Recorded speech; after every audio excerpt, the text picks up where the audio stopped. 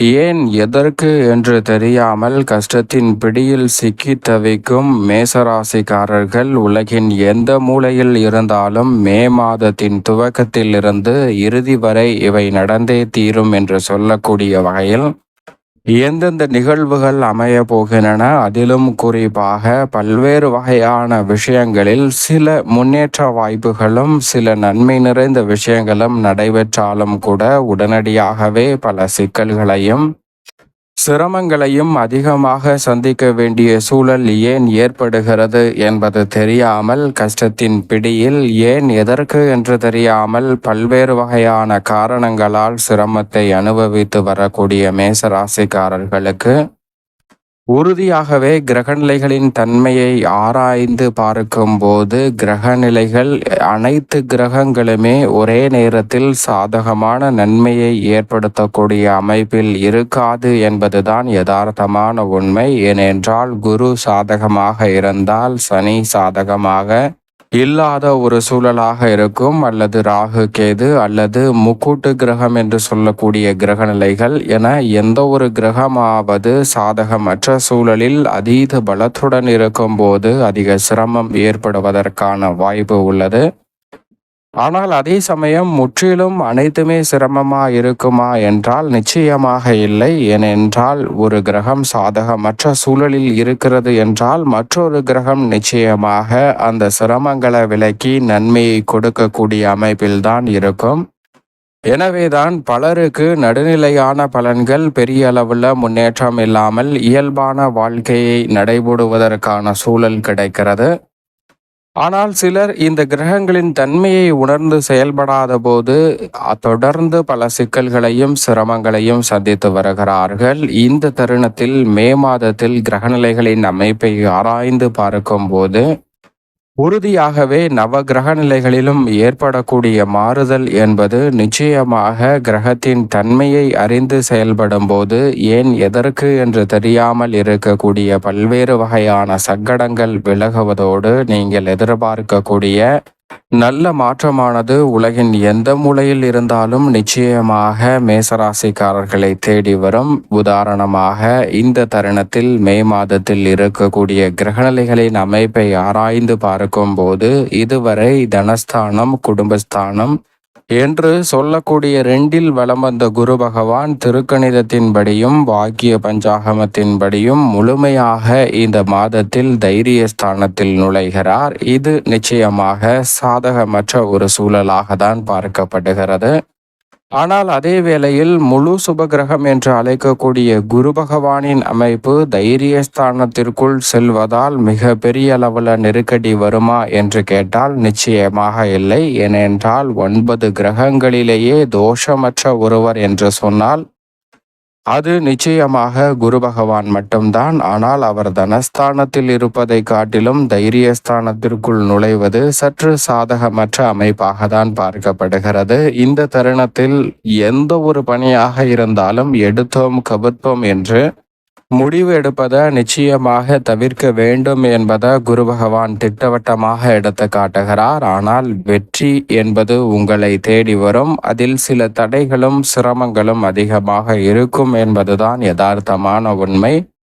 எனவே உலகின் எந்த மூலையில் இருந்தாலும் ஏன் எதற்கு என்று தெரியாமல் பல கஷ்டத்தை சந்திக்கக்கூடிய மேசராசிக்காரர்களுக்கு நிச்சயமாக குரு பகவான் அதிலிருந்து மாற்றத்தை சந்திப்பதோடு வெற்றி வாய்ப்பை ஏற்படுத்தி கொடுப்பார். ஆனால் முன்னேற்றத்திற்கு முட்டுக்கட்டை இடக்கூடிய 3இல் முழு சுபகிரகமாக இருக்கக்கூடிய குரு பகவான் செல்வது சற்று கவனத்துடன் விழிப்புணர்வுடன் செயல்பட வேண்டும் என்பதை உறுதிப்படுத்துகிறது. அதேபோன்று சனியை பொறுத்த வரைக்கும் திருக்கணிதத்தின்படி ஏற்கனவே விரயத்தில் அமர்ந்து விட்டார். இந்த தருணத்தில் 7.5 சனியின் தாக்குதல் என்பது சற்று அதிகரிக்கக்கூடிய ஒரு தருணமாக தான் பார்க்கப்படுகிறது. ஆனால் வாக்கிய பஞ்சாகமத்தின்படி லாபத்தில் தான் நிலை கொண்டிருக்கிறார். எனவே ராசியின் நீட்ச அதிபதியாக இருக்கக்கூடிய சனி பகவானின் அமைப்பை பொறுத்த வரைக்கும் பெரிய அளவிலான பாதிப்புகள் எழாது என்பதுதான் யதார்த்தமான உண்மை. ஏனென்றால் அவர் 2 நிலைகளில்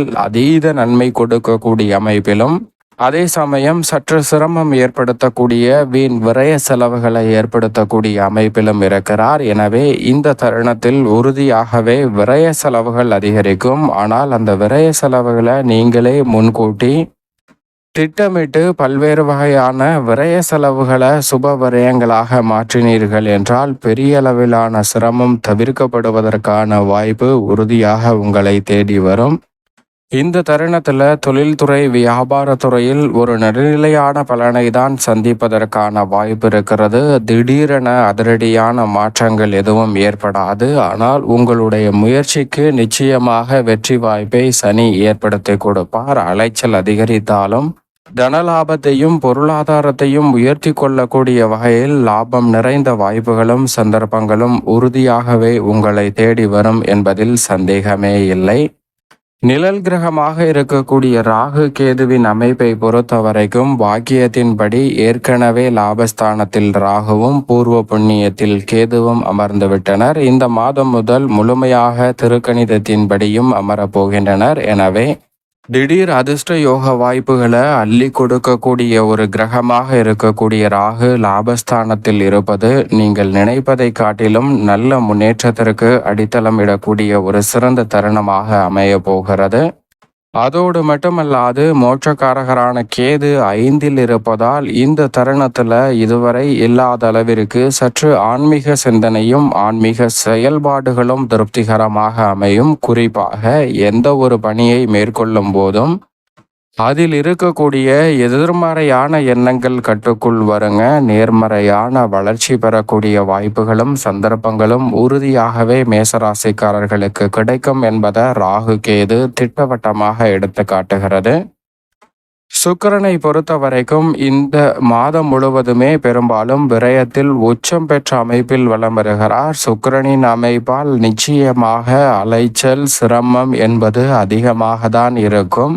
ஆனால் சுக்கிரன் உச்சம் பெற்றிருப்பதால் அனைத்திலும் நீங்கள் எதிர்பார்க்கக்கூடிய வளர்ச்சி உங்களை தேடி வருங்க. எனவே இந்த தருணத்தில் கலைத்துறை, அரசியல் துறை, கல்வி, கணினி, போக்குவரத்து துறை, ஆசிரியர் துறை, விளையாட்டுத்துறை என எந்த துறைகளில் நீங்கள் இருந்தாலும் அந்த துறை ரீதியான முன்னேற்ற வாய்ப்புகளை உறுதியாக சுக்கிரன் ஏற்படுத்தி கொடுப்பார். சற்று சரியாக பயன்படுத்தி கொள்ளுங்கள். உலகின் எந்த மூலையில் இருந்தாலும் அது மட்டுமல்லாது ராசியின் அதிபதியான செவ்வாய் சுகஸ்தானத்தில் இருந்து 5ல் நுழைய போகிறார். எனவே நீச்ச நிவர்த்தி பெறக்கூடிய ராசியின் அதிபதியின் அமைப்பு நல்ல மாற்றத்தை ஏற்படுத்தி கொடுக்க போகிறது. அதேபோன்று ஜென்மத்தில் உச்சம் பெற்று வலம் வரக்கூடிய சூரியனும் இந்த மாதத்தின் பிற்பகுதியில் குடும்பஸ்தானத்தில் நுழைகிறார். எனவே உடல்நல ஆரோக்கிய தொல்லைகள் கட்டுக்குள் வரும். கடன் சார்ந்த தொல்லைகள் சற்று சிரமத்தை குறைக்கும். இந்த தருணத்தில் வித்யாகாரகரான புதனும் பெரும்பாலும் முற்பகுதியில் சூரியனுடனும்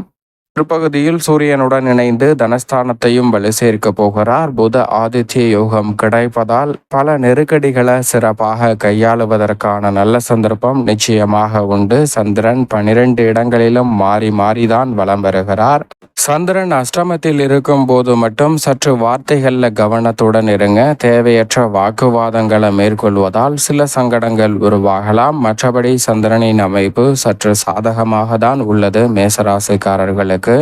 இப்படி நவ கிரக நிலைகளின் தன்மையையும் அறிந்து உங்களுடைய செயல்பாடுகளை மாற்றும் போது உறுதியாகவே ஏன் எதற்கு என்று தெரியாத பல சிரமங்கள், சிக்கல்கள் உங்களுடைய வாழ்வில் இருந்து விலகி நன்மை நிறைந்த ஒரு தருணமாக மாறும் என்பதில் சந்தேகமே இல்லை. மேலும் சாதகமாக மாற்றிக்கொள்ள உறுதியாகவே மேசராசிக்காரர்கள் வாரத்தில் செவ்வாய்க்கிழமை விரதம் இருந்து அருகாமையில் உள்ள முருகப்பெருமான் ஆலயம் சென்று தீபம் ஏற்றி வழிபாடு செய்யுங்கள். உலகின் எந்த மூலையில் இருந்தாலும் மே மாதம் முடிவதற்குள் பல நல்ல செய்திகளும் மிக சிறப்பான வாய்ப்புகளும் உங்களை தேடி வரும்.